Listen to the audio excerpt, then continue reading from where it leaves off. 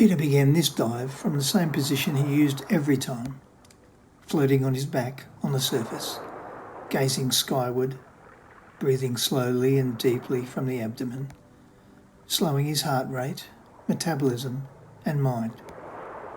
Mentally, he had already dropped below the surface, like a pebble in a pond. Now his body caught up with the mental image. Rolling over, he took a last deep breath and in a fluid and well-practiced movement, bent at the waist and dived vertically straight down. Peripherally, and only for a second, he saw Marcus, his dive buddy for the day, floating nearby in the observer position.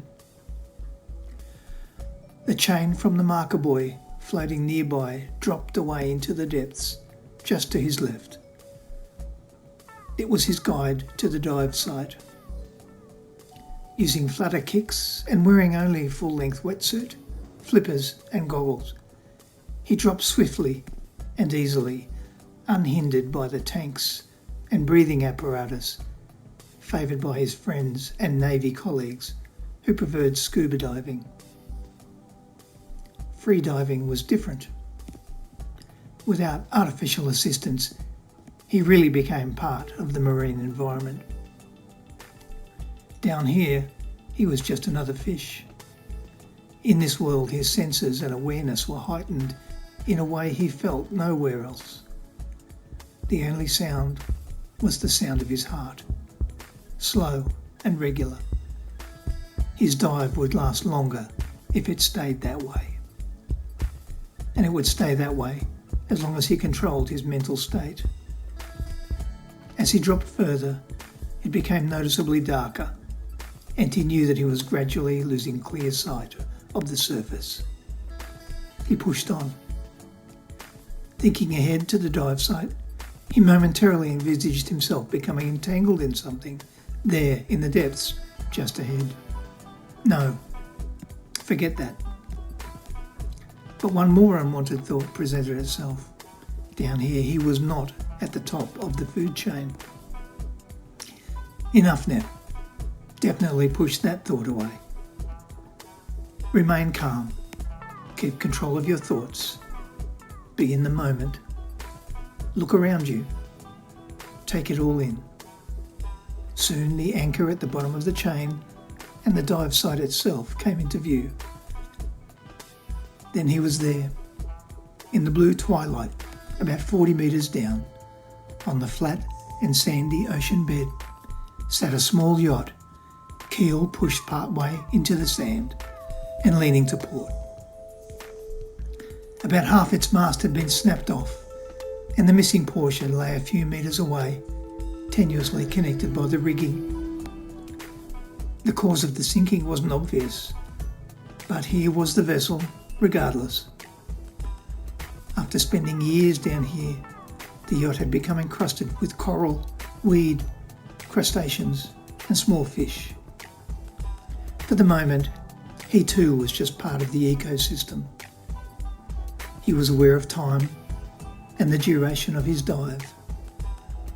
After many years of this, he could easily do 5 minutes at this depth. He checked his watch and gave himself a conservative 2-minute limit here. More than enough time to safely return to the surface. Kicking gently, he glided over and around the stricken craft and wondered about those who had once crewed it. What had they experienced in those final minutes on the surface, immediately above him? Was it panic?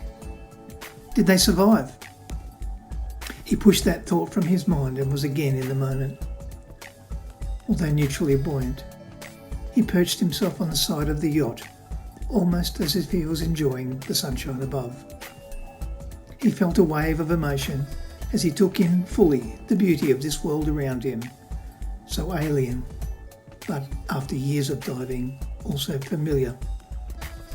Absorbing it all, he could hear his heart beginning to work a little harder now. The dappled light passed through the liquid prism above and danced across him, a surface dweller, here on the ocean floor. It was time. He lightly ran his fingers across the encrusted deck beside him, a gentle farewell to this sad and decaying artefact from another place. He looked up towards his world and pushed gently away.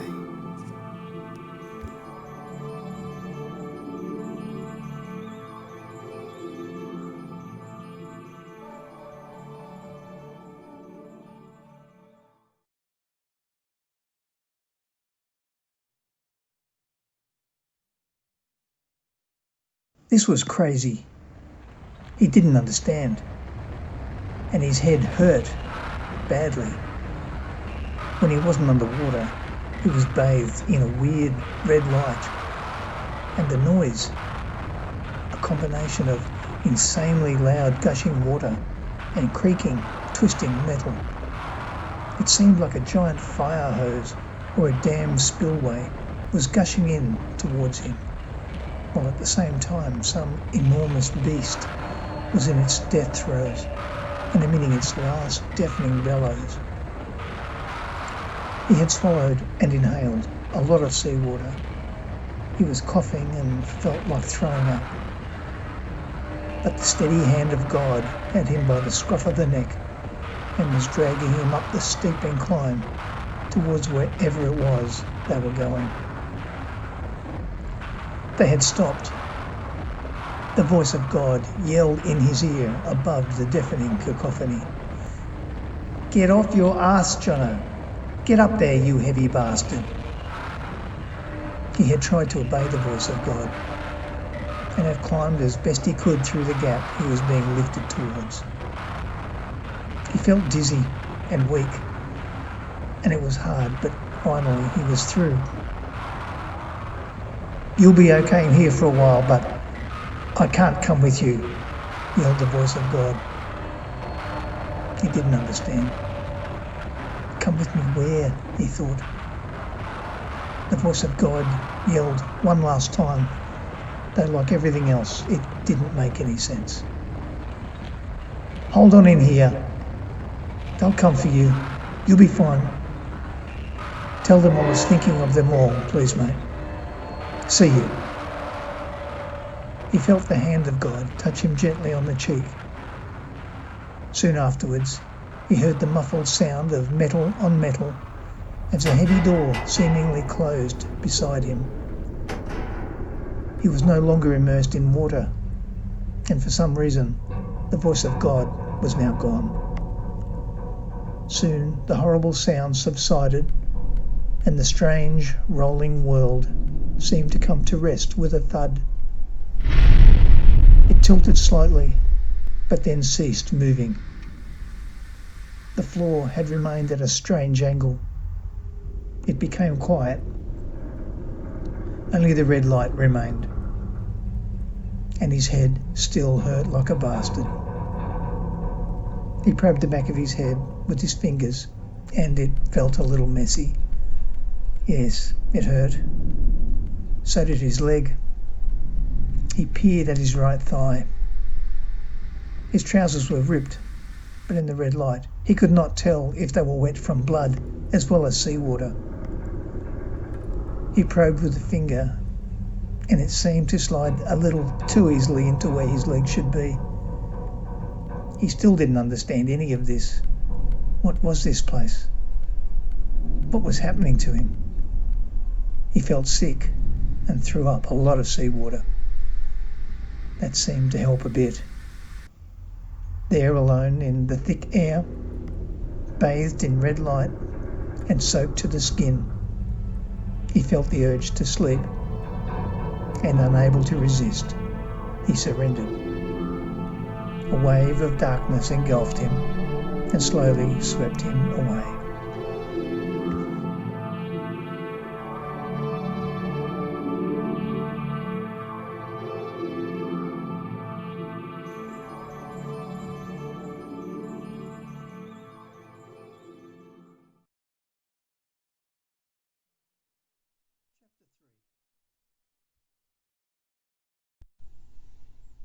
On the island of Grand Bahama in the Caribbean, an old man sat in the darkness of his penthouse suite of the Xanadu Beach Resort and Marina.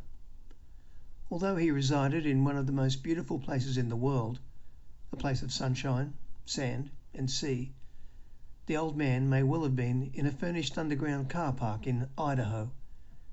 He was not there for the sunshine. He was there for the taxation benefits. He owned the hotel, and he was one of the richest and most famous men in the world. His name was Howard Hughes.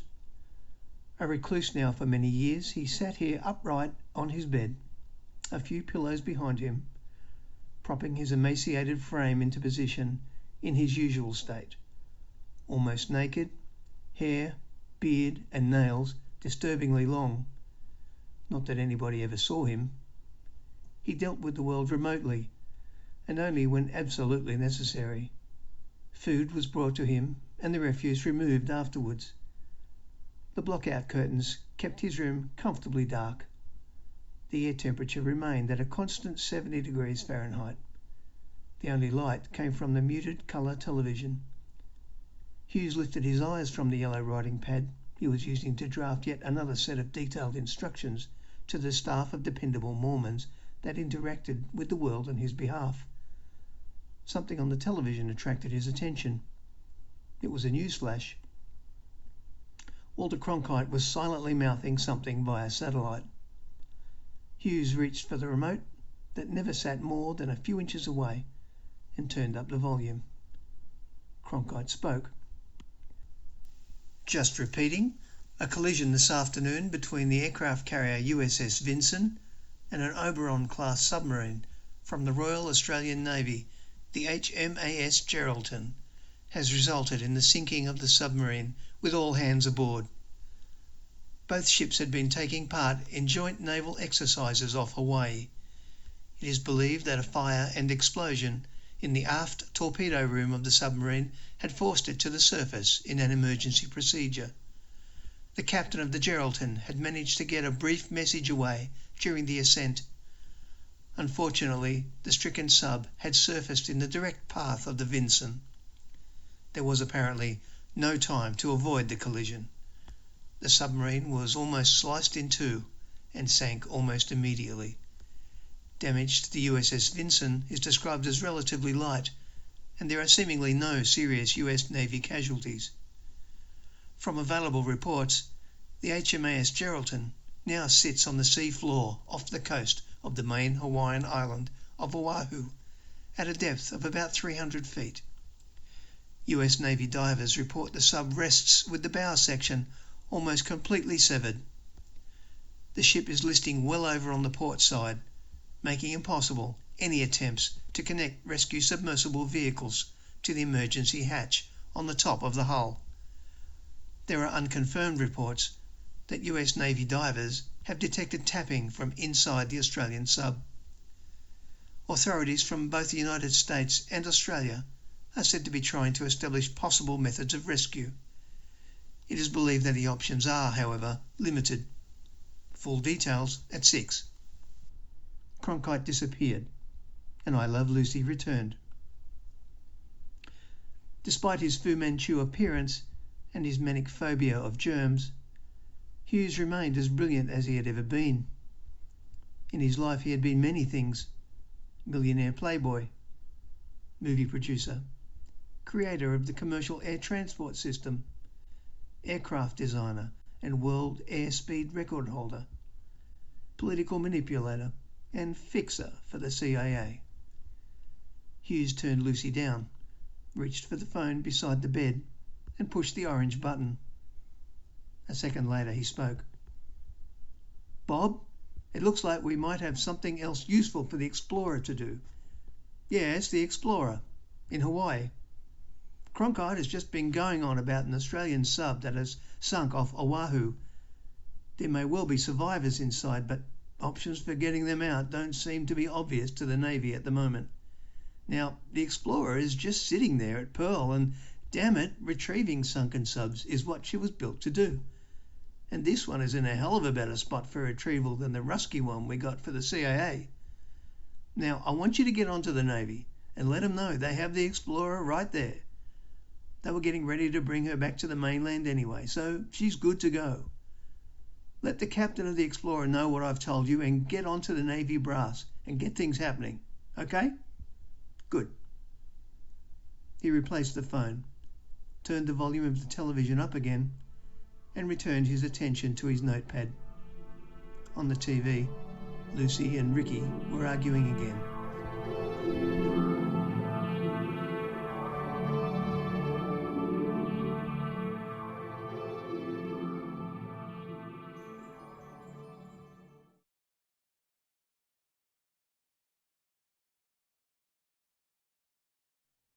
With every word, he felt himself being drawn back.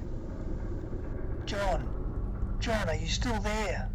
The speaker squawked only inches away. Soon he opened his red, stinging eyes and raised his head. A single emergency light bathed him in an eerie red glow. His lungs laboured to extract what little goodness remained in the thick atmosphere. He had been close that time, suspended by the thinnest of restraints from the edge of an abyss he knew to be bottomless. However, he wasn't frightened. The prospect of death, now so real, no longer bothered him. "John, answer me!" His oxygen-starved brain finally succeeded in getting a leadened right hand to lift the microphone. In a dry and scratchy voice, he managed to slowly reply. I'm here still, Skipper. Just. "Thank Christ for that. We thought we'd lost you too that time." Yeah, I'm still hanging in there. He paused. Something just keeps hanging on to me. That's 2 or 3 times now. I don't know how much longer this is going to last. "Just stay with us, John. Remember what I told you before? They've been tapping on the hull to communicate. I'm not sure how, but they say they'll be lifting us off the bottom. There's something going to happen. There are a lot of engine noises coming from up there. You just have to hold on. Just stay with us and we'll be sunning ourselves on deck like bloody tourists." Sounds great, Skipper, but I don't like my chances. His head and leg throbbed continuously and it hurt even to breathe. We both know the old Geraldton must be just about snapped in two. They can't pick us all up at the same time. It'd be too unstable. I'm up here in the bow by myself. They'll go for the aft sections where you guys are first. You're right, John, they will. But they'll get us all out of here. They'll be coming back for you as soon as we're up there. You hear me? They'll get us all. Okay, Skipper. He tugged at the bandage binding his right thigh. Another piece bound his head. He'd lost a lot of blood. His leg had been badly gashed, and a portion of scalp from the back of his head had been ripped away. After coming to again, he had torn his shirt to strips and had bandaged things as best he could. The bleeding from his head had been stemmed, but his leg was a different matter. With the blood loss and the lack of oxygen, he knew he would start to feel faint again. He understood that his portion of the Geraldton was in some way still connected to the aft sections. The working PA system and the emergency light was testimony to that. How much longer would that last? The bond would need to be broken, though, when the rescue began. Concurrent rescue from 2 sections of submarine loosely connected was a more complex and dangerous scenario than dealing with the separated portions one at a time. At times he thought he could hear activity outside. Diving engineers, underwater oxyacetylene cutting through the ragged hull, separating him from the rest of the poor Geraldton. What would he do when they were done? No light, no contact with his few remaining crewmates.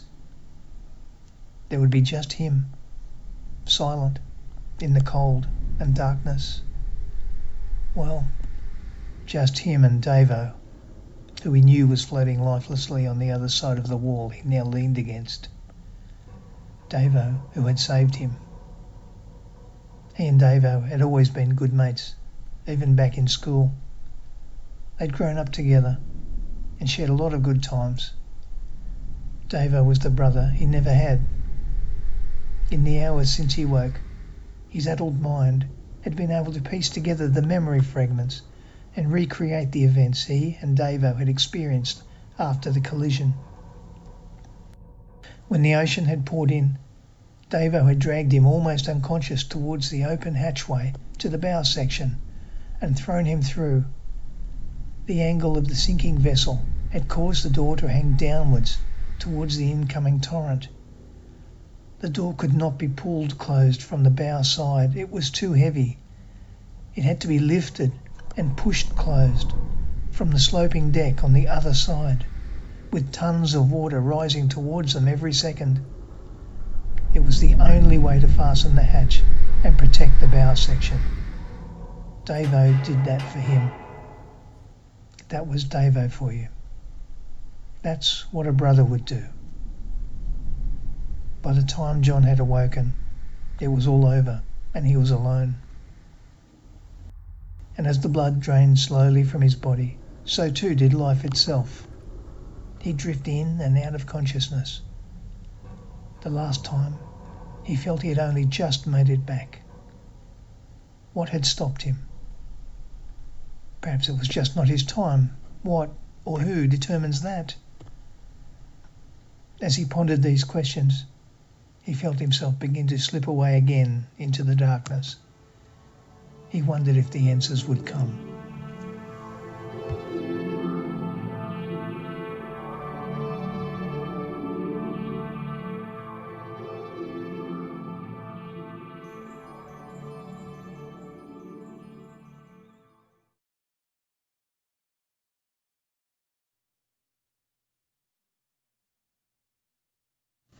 Captain Peter Thompson gazed at the 5 drawn and haggard faces that surrounded him in the dull red light here in the control room. This was all that was left of his crew. Only 5. From a full complement of 69. They were slipping away before his eyes. Some men who had survived ordeals elsewhere in the ship had made it here to the only area aft from the conning tower not flooded, only to succumb to the lack of oxygen, become unconscious, and eventually die. From 20 or so who had made it here, there now remained only 5. At first they moved the bodies of their deceased comrades to the rear of the control room as they fell. They no longer bothered. Peter himself was finding it increasingly difficult to concentrate and remain conscious. The explosion and fire in the rear torpedo room had killed a large number outright there, and the breach of the hull at that point drowned many more, even as the crew tried valiantly to fasten all internal hatches and prevent flooding throughout the ship. But events had moved so fast that the hatch to the generator and engine room could not be fastened in time to prevent flooding there. That meant more drowning and submersion of the power source for the ship. An emergency main ballast blow got them to the surface. But then, as if things were not bad enough, as they floated helplessly, aft end down, bow angled slightly above the surface and incapable of powered motion, came the collision.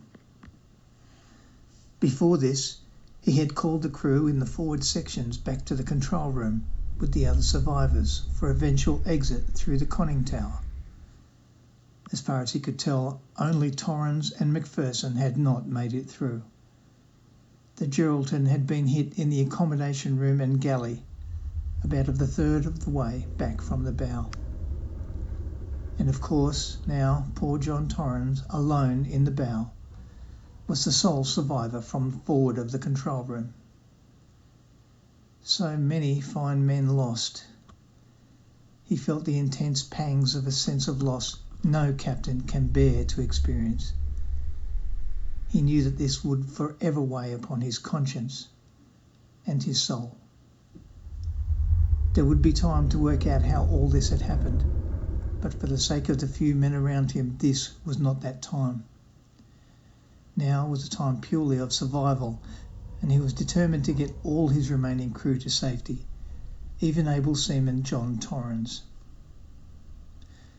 He was proud of his men and of the way they had handled this horrific situation. The batteries for the emergency lights could last perhaps another day. Breathing was the real problem. The chief had done what he could with the ventilation system and carbon dioxide scrubbers.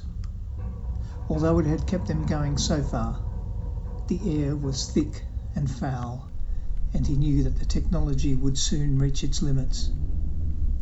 It was like trying to hold back the tide. At some point, it would not be enough. The few men around him now were silent and obviously struggling to breathe and remain conscious. Heavy eyes were finding it difficult to remain open.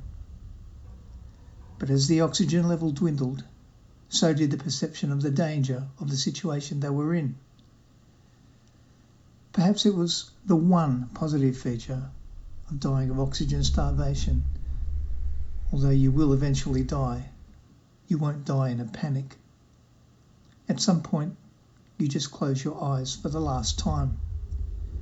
And who knows what you might be thinking when that finally occurs.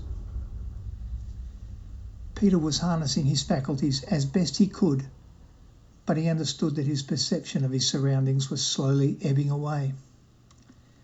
His thoughts turned again to John Torrens. They had been unable to get a response for almost 2 hours. He did not want to consider the worst. He had lost too many already. What he knew was that deliverance was at hand. Divers had tapped out the rescue scenario in Morse code on the hull. An enormous ship was now anchored above them. They were to be rescued using cables and an enormous claw mechanism which would grip the hull and form the cradle in which they were to be lifted to the surface. But first the bow section had to be separated. From the increased noise on the outside of the hull, that process seemed to have commenced. Perhaps it was even complete, he could not tell. After retrieving the main part of the Geraldton, the claw and cradle would return for the bow. He would let John know. Feeling lightheaded, Peter lifted the microphone. John, can you hear me? Silence. He glanced around the cabin. Most men had by now passed out, maybe worse.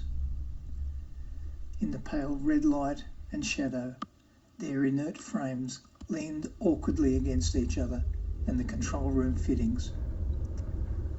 Perhaps a couple were struggling on, silently watching through dull, heavy eyes and vaguely listening to the captain. He was looking at the speaker, positioned just beside the red emergency light and tilted at the same strange angle as everything else. He hoped like hell that some noise would emanate from the speaker. Even a tap on the microphone would be some indication of life. The chances were not good, and he knew it.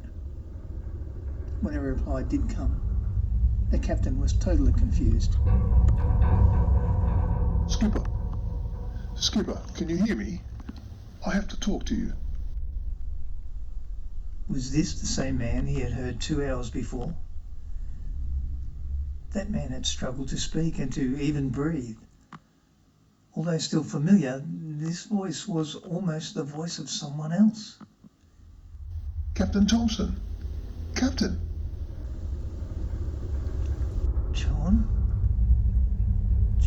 John, is that you? Yes, sir, of course. The captain was confused and could not understand what he had heard. Was he going crazy? John, how do you feel? Just fine, Skipper. A dumbfounded and oxygen-starved Captain Peter Thompson was still fighting for something to say when the voice returned. He felt dizzy. He listened to the strange voice. Look, sir, Davo and I have been talking and I've decided to go with him. So, If you let them know topside that there's no need to risk anyone else by coming back down, they'll be able to concentrate on getting you guys out of this. This time, the silence was in the control room of the wrecked HMAS Geraldton. Seemingly from the darkness at the rear of the control room came a voice. Calm, controlled, reassuring. It's okay. Let him go. The captain was finding it difficult to concentrate. Who had said that? For a second he thought it sounded just like Macpherson, but that couldn't be. He could feel that he was losing contact with this world, and the giant gasps of thick air seemed not to help him. He was going through the motions of breathing, but seemingly not breathing at all. His head ached, and his vision was closing in. Why was everyone asleep? What was happening with John Torrance? He was confused. From outside, he could hear heavy activity. The ship was moving, and noises on the hull were deafening. Was this the claw and cradle come to save them?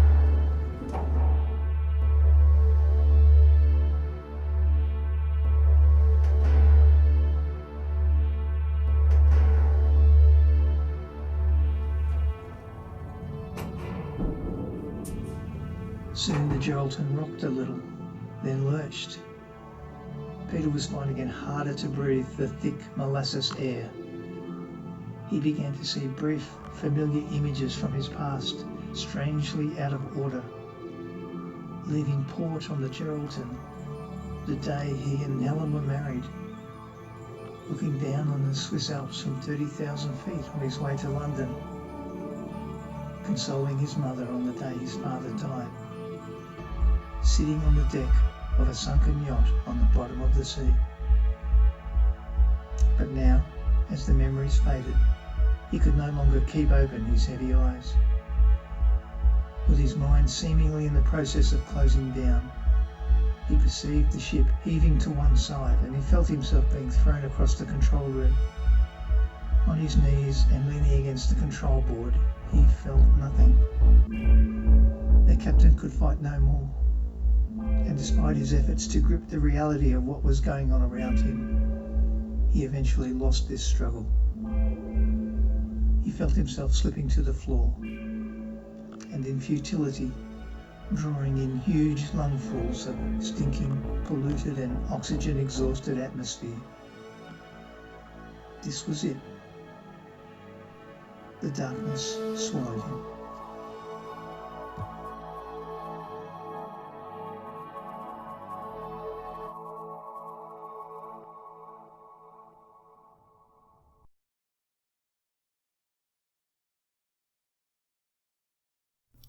Captain. Captain Thompson. The disembodied voice was seeking him out, trying to pull back the darkness in which he seemed encased. He tried to respond by moving his hand a little. He felt the oxygen mask in place and revelled in the richness of the air he was breathing. He managed to slowly open his eyes. The light was blinding, and he closed them for a few seconds before trying again. He was in a hospital, or a clinic at least. It seemed small. His head hurt. His attention turned to the person beside him. The image cleared a little, and he was able to focus on the white naval uniform. Captain Thompson. Captain Thompson? I'm Captain Daniels, U.S. Navy Medical Corps. I'm stationed at Pearl Harbor. How do you feel? He thought about that for a while. He spoke slowly through his mask. I'm not sure. My head feels like marshmallow, but it aches. Captain. You are extremely lucky to be alive. Daniels paused for a second as he leafed through some pages in a folder he held in his left hand. Your records were sent through by the Australian Navy. Captain. I believe you are an experienced free diver. Is that right? Peter was slightly confused, but answered. Yes, that's right. Well, I believe that is what saved you. Diving without an air supply, to extreme depths, requires you to be without oxygen, for some minutes at a time. That experience provided you with the ability to reduce your metabolic rate, to make the most of the very little oxygen that existed in the depleted air you were breathing, and gave you a greater tolerance to the hypoxia you were experiencing.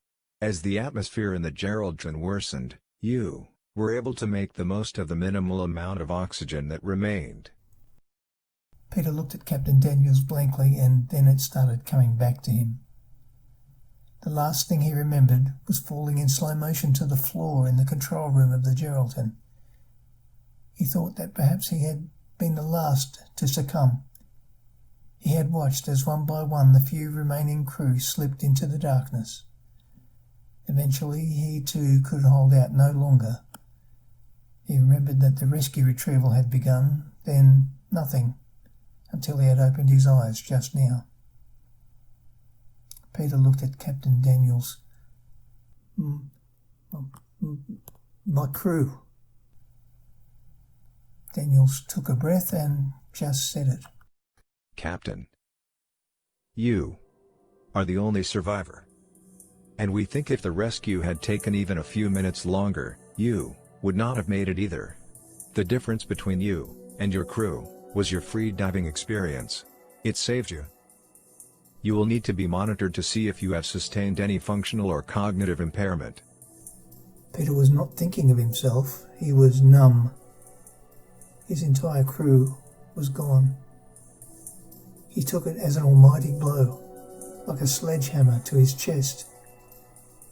Dozens of lives entrusted to him, lost. My boys. All of my boys. Tears welled in his eyes. Without realising it, his right hand slowly formed a tight grip around the rail on the side of the bed.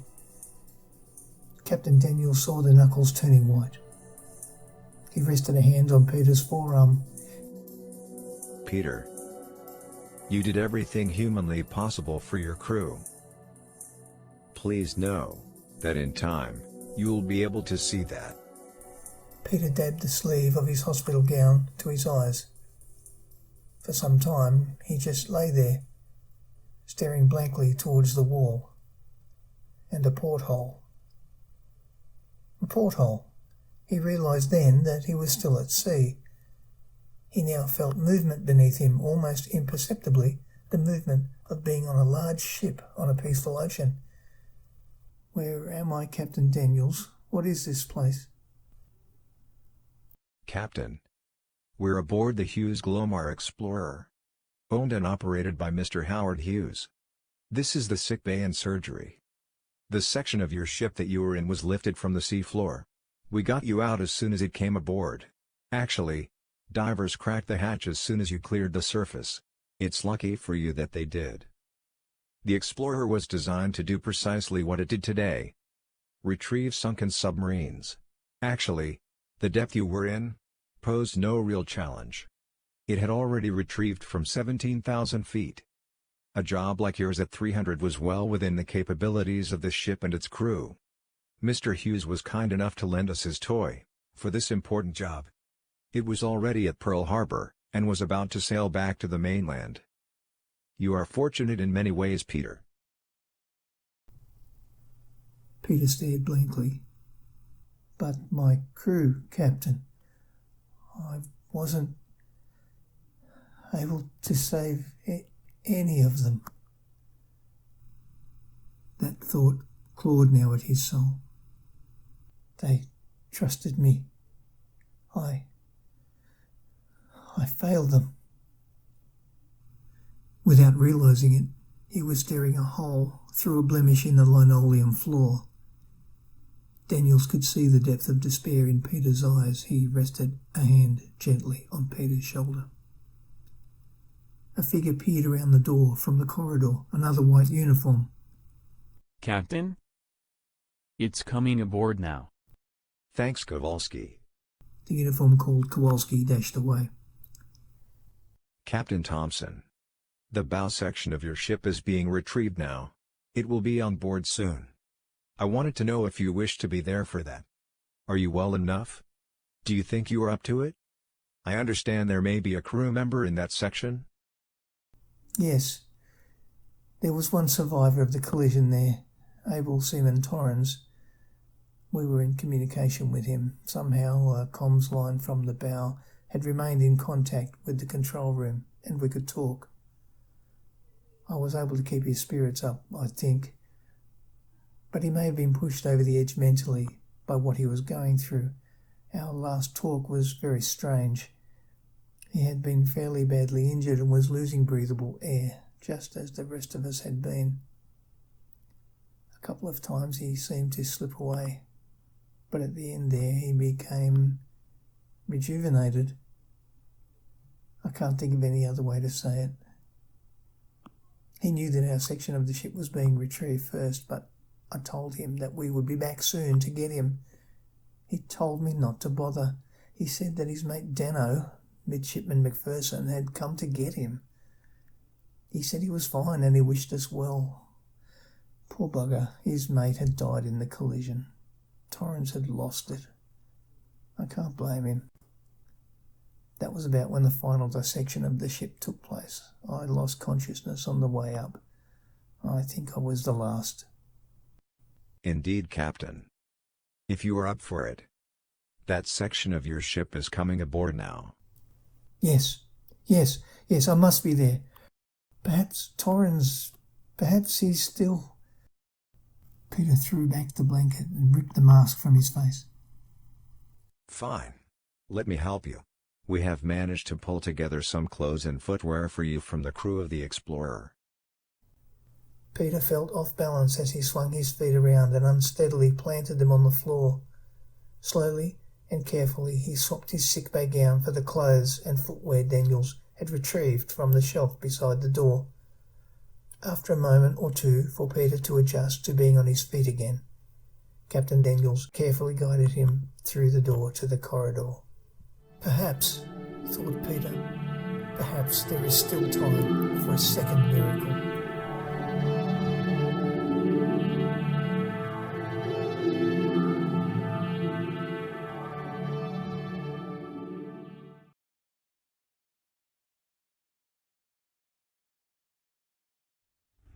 As they walked the long corridors, Daniel spoke about the Glomar Explorer. Everything retrieved from below is brought up through the outer and inner doors in the hull, at the center of the ship. All doors to the sea are closed after retrieval.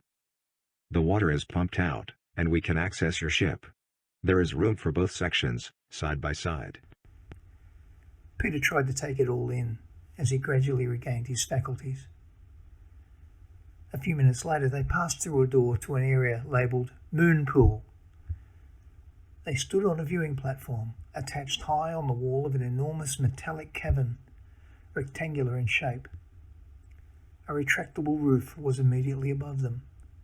For the moment it was closed. They were fully enclosed, and safe from both meteorological vagaries and possible inquisitive observers. To Peter the area seemed easily 200 feet in length, and reminded him very much of a gigantic swimming pool. The closed inner doors in the hull below now formed the floor. Seawater partly filled the area, but enormous structures protruded above the surface. The water level was dropping dramatically. The moon pool was obviously being drained at great speed. Gradually, there to one side, Peter could view the greater section of the Geraldton coming into view. It so nearly had become his sarcophagus. She sat balanced and fastened sturdily, thanks to efforts of the engineers on the Explorer.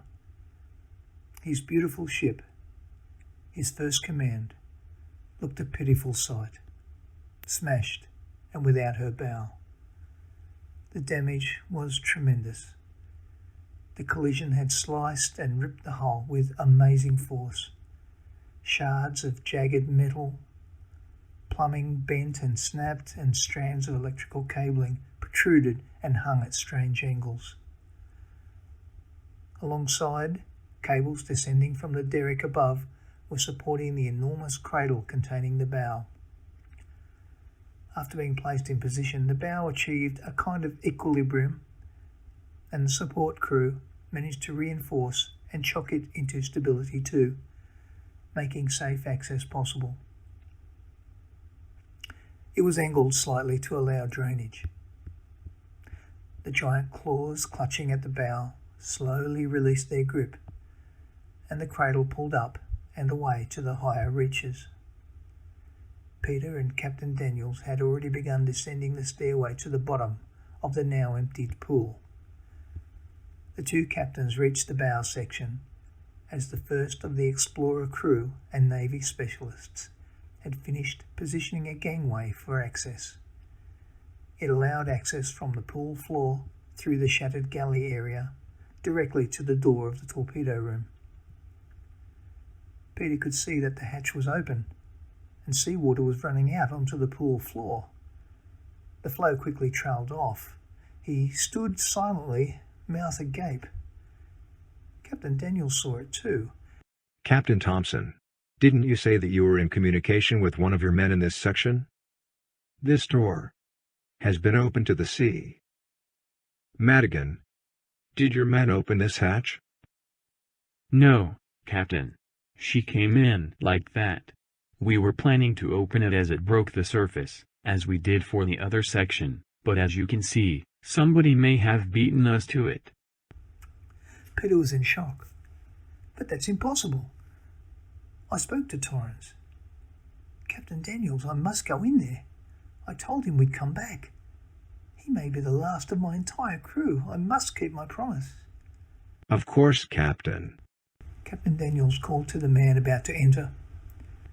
Madigan, Captain Thompson is keen to search with you. There may be a crew member in there. How is the footing? Of course, sir. There are no obstructions. Just a bit wet.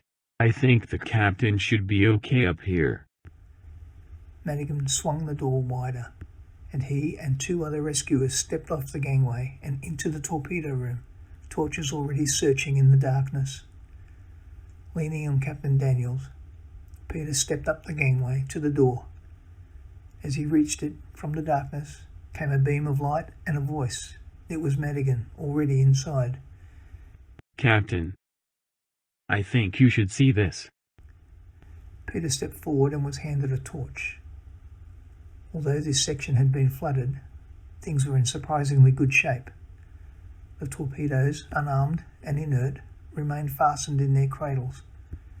He carefully shone the beam around the torpedo room in a slow, sweeping motion. Torrens! Torrens! He stepped carefully across the wet deck to the comm centre on the wall between the door and the hull. The hand microphone dangled to the floor. This was where Torrens had spoken to him through those hours on the sea floor. He had envisaged Torrens collapsed here, injured and running out of breathable air, microphone in hand, for all those hours when rescue seemed impossible. But other than the dislodged microphone, there was nothing to indicate Torrens had been here at all. There was no blood on the floor or the wall. In the near darkness of the torpedo room, illuminated only by moving torchlight, the captain could hear the low voices of the rescuers. What they were saying he couldn't tell. Madigan shone his light directly at the Australian. The light was bright enough to hurt his eyes, and Peter shielded them with his hand. Captain Thompson, did you say there was a crew member in here? Yes, Able Seaman Torrens. He was in here alone. He was the only one forward of the control room to survive the collision. He told me what had happened over the comms link right here. Peter gestured towards the dangling microphone and the speaker. His best mate had carried him to this hatch, thrown him inside and fastened it afterwards from the galley side. It would have been impossible to close it from that side due to the angle of the hull as we sank. All of the torch beams swung again around the darkness of the torpedo room. One by one, they swung back to Peter. He stood, illuminated now, the centre of attention, being observed. He raised his hand again to divert some of the glare. From the darkness came the voice of one of the rescuers. Captain, if somebody wasn't here, then they opened the door and swam away. Silence. The illumination dropped from him, one torch at a time. But that's impossible. I spoke to him. We all heard him from the control room. He swept the torpedo room with his torch again and again. Nothing. The rescuers had by now climbed out and were waiting on the floor of the moon pool. There was nothing to see in there. Nobody to rescue. Eventually Captain Daniels approached Peter. Perhaps we should go. Captain, you've been through so much. I think you've earned a rest. Come on. I want to check you over now anyway. But this is crazy, Captain Daniels. Where is Torrance? Peter, I don't know. But my concern is you. Let's get you looked after now. Unsteady on his feet again, Peter was helped by Captain Daniels back down the gangway from the hatch. They passed Madigan and the other rescuers, who peered uncertainly at Captain Thompson as they passed. Madigan gave the others an almost imperceptible shake of the head. The message was clear. The captain had lost it down there. Understandable though, considering.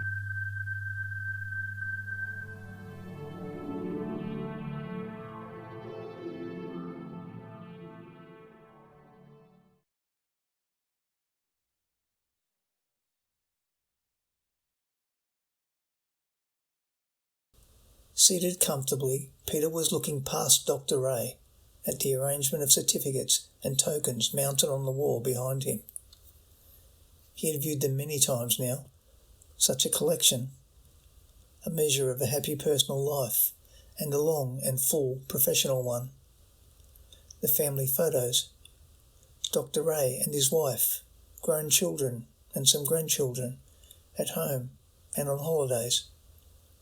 The Bachelor of Psychology with honours from the New England University in Armidale. The Master of Psychology in the field of counselling from the University of Queensland. A number of certificates thanking him for his contributions at seminars and conferences from all over the country and beyond. But Peter's eyes had stopped on one particular certificate. The one furthest to the left, now bathed in a halo of yellow-orange late afternoon light slanting in through the window. Its frame cast a black outline shadow on the wall, emphasising its existence, beckoning him to see it. In his previous visits to Dr. Ray, he had seemingly missed it. Hole in One, David Ray, Mid-Pacific Country Club, Hawaii, April 24, 1988. Peter? Hawaii. Something always brought it back. Years ago now, but never really far away, even with the passing of time and the help of a number of specialists like Dr. Ray. Peter? Are you with me? Oh, yes.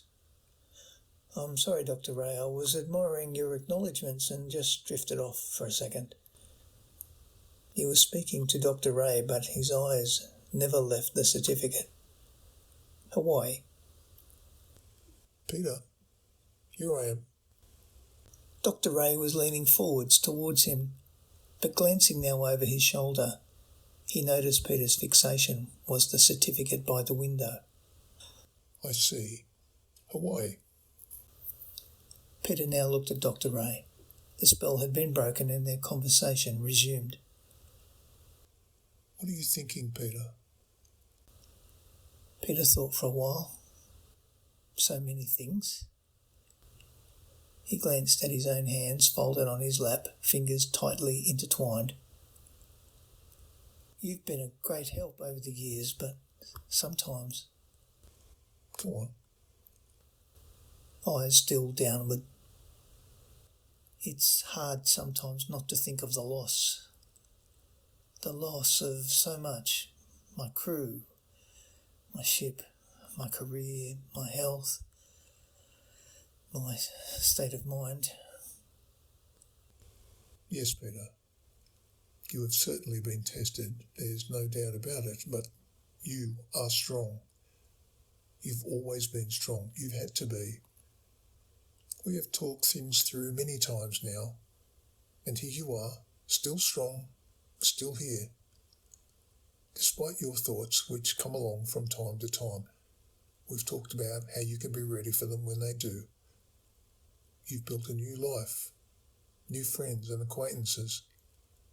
Helen remains your rock, and you will remain hers. That is a wonderful thing, and a source of inspiration for you both. Yes, it is. He paused for a few seconds before speaking. Dr. Ray, I still think of Torrance. What happened with him is something I do not understand. I know we have discussed it. We've logically dissected it. An oxygen-starved brain will create illusions, audio and visual. I do remember that from you. But I know I spoke to him. I know it. Peter, let's imagine for a second that Torrance had been in the torpedo room and you had spoken with him. The door would have to have been closed for that to happen. You were there after the salvage, right? The door was open. How would he have opened the hatch against the pressure of the sea on the other side? He could not have done it alone. Do you agree? What if he wasn't alone, Dr. Ray? What if he had help? What if what he had told me about McPherson? You realise that makes no sense, don't you? The divers received no response when they tapped on the hull of the forward section. That was one of the findings of the inquest, correct? Torrance could not have tapped on the hull if he was unconscious at the time, or if he had already left, Dr. Ray. And the bodies of Torrance and McPherson were never found. Of my entire crew, 68 plus me, they are the only ones not found. Isn't that significant? The inquest decided they had been washed out into the sea through the gash in the hull. The Pacific Ocean is very big, Peter. It's not surprising they weren't found. We can agree that the hatch was open when it arrived on the Glomar Explorer, Dr. Ray, but we just don't know when it was opened. Peter, it was never closed. It was open at the time of the collision, and it was open when you saw it on the Glomar Explorer. But I spoke to him. His voice was clear as yours is now, at least in the beginning, and again towards the end. He told us he wasn't alone. We all heard it. Peter, nobody heard it but you, and only you are here now. The stress you were enduring at the time was immense, beyond the capacities of almost anybody else. But you did all you could for your crew, even for Torrance in the forward section, who had very likely already died with his mate McPherson. And even after his death, you tried to save him by talking to him, reassuring him, or your version of him at least. It may have seemed real, but it wasn't. You yourself listed the reasons for me again just now. An oxygen-starved brain will create illusions, audio and visual, I believe you said. He looked at Peter with sincere concern. Peter, your crew was like family to you. You and Helen were unable to have children, but you're both good people, with much to give. I think you had invested so much of yourself in your men that when you could see what was happening to them and could do nothing about it, you coped by keeping Torrance alive within your mind. He may still be there. Peter had formed a fist with his right hand and was clasping it tightly with his left. Our challenge is to get you to let him go. Let him go. Peter glanced again at the awards and the memorabilia on the wall, bathed in the orange light of the late afternoon sun. Dr. Ray glanced up at the clock on the wall. Listen, Peter, I'm here to help you. You know that. But our time is up for today. We'll continue to deal with these massive things you've experienced. Your strength remains, I see it. It has helped you to survive so much. It will continue to help you, and so will I. In time, I'm confident you'll come to terms with things, okay? Let's see each other as usual next month. Peter stood, and Dr. Ray guided him towards the door. He let him through. Until next time. Peter headed for the elevator, and the door opened as soon as he pushed the button. He stood alone, silently, encased in his thoughts on the way down. He respected Dr. Ray, but on the matter of Torrens, despite the logic and the common sense, he thought differently. This he could not shake.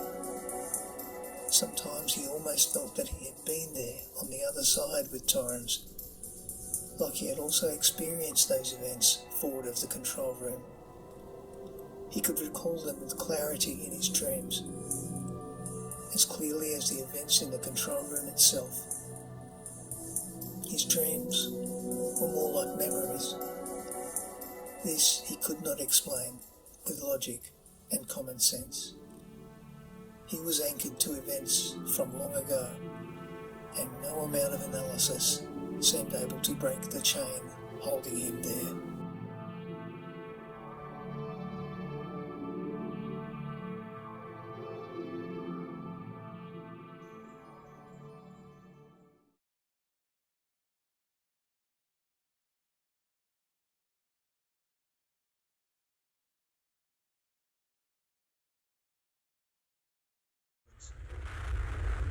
He felt dizzy and weak, and it was hard, but finally he was through. "You'll be okay in here for a while, but I can't come with you," yelled the voice of God. He didn't understand. "Come with me where?" he thought. The voice of God yelled one last time, though like everything else, it didn't make any sense.